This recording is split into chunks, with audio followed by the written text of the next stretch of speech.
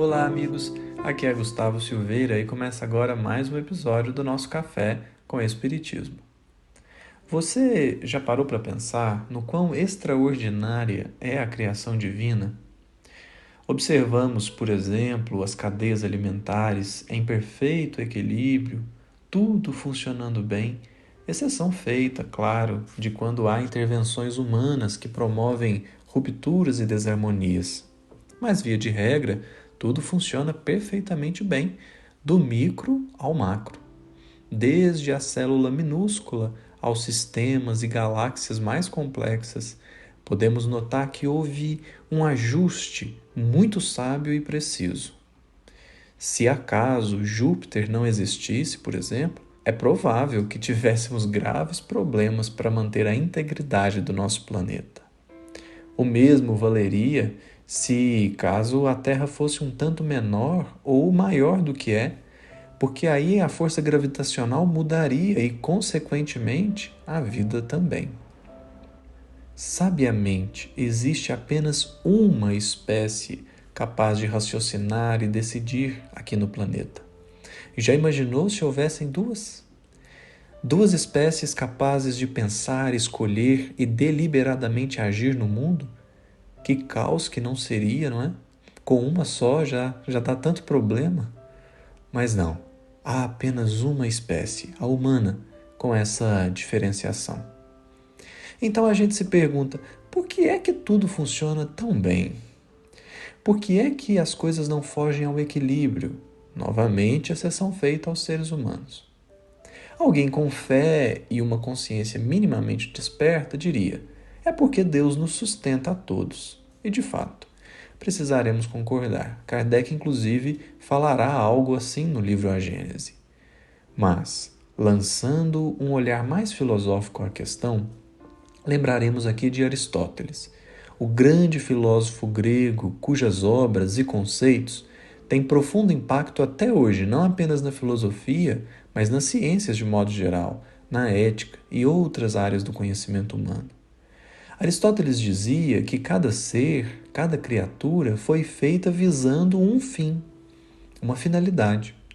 Assim valeria desde os minerais até os seres humanos.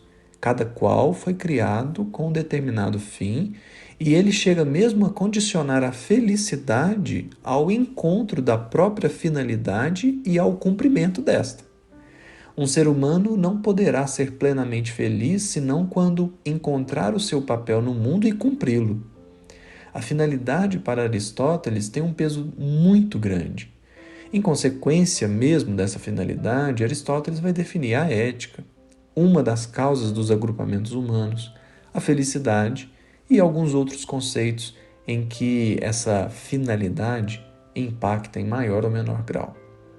O fato é que, para o filósofo grego, a finalidade de uma coisa é a causa da sua criação. Claro que aqui talvez precisaríamos de mais tempo para discorrer sobre o assunto.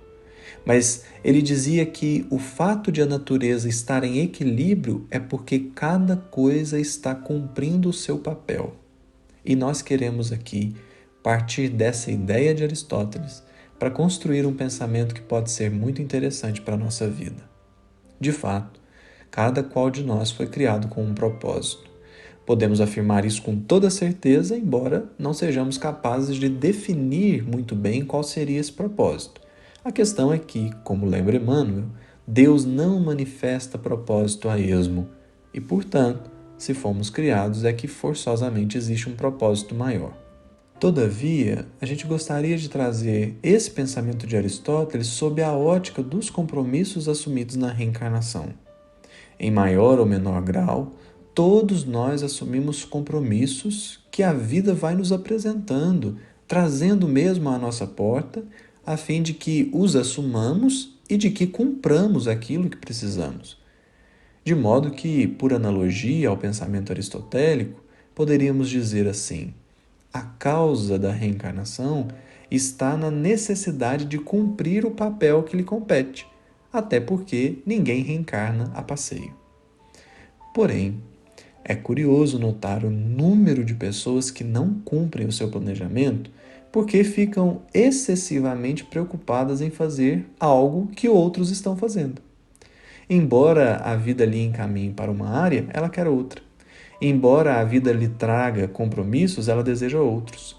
E assim a pessoa pode ir impactando sobremaneira o seu percurso tão somente porque não é capaz de aceitar os processos da vida. Essa é uma questão delicada e que demanda muita reflexão. Porém, deixamos aqui uma pecinha desse grande quebra-cabeça. A vida nos apresenta tarefas que, não raro, nos exigem resignação, esforço, trabalho e amor. Mas, por mil motivos diversos, dentre os quais destacamos a insatisfação perante a própria tarefa, nós desviamos do caminho. Veja, existem muitos motivos que promovem esse desvio. Um deles é: não cumpro a minha tarefa porque eu queria mesmo era cumprir a do outro. Se esse é o caso, talvez valha lembrar uma trovinha psicografada por Chico Xavier e ditada por Mário Linhares. Está no livro Chão de Flores, e ele diz assim: a ação no bem, por mais simples, é sempre elevada e bela.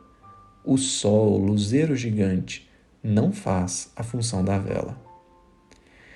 Para além do que obviamente os versos dizem, há de se ressaltar que a natureza está em harmonia porque o sol não pode e nem deseja fazer a função da vela, e a recíproca é verdadeira. Cada qual está no seu lugar, cumprindo aquilo que lhe compete, porque não existe função eminentemente mais importante que as outras. Tudo depende do contexto.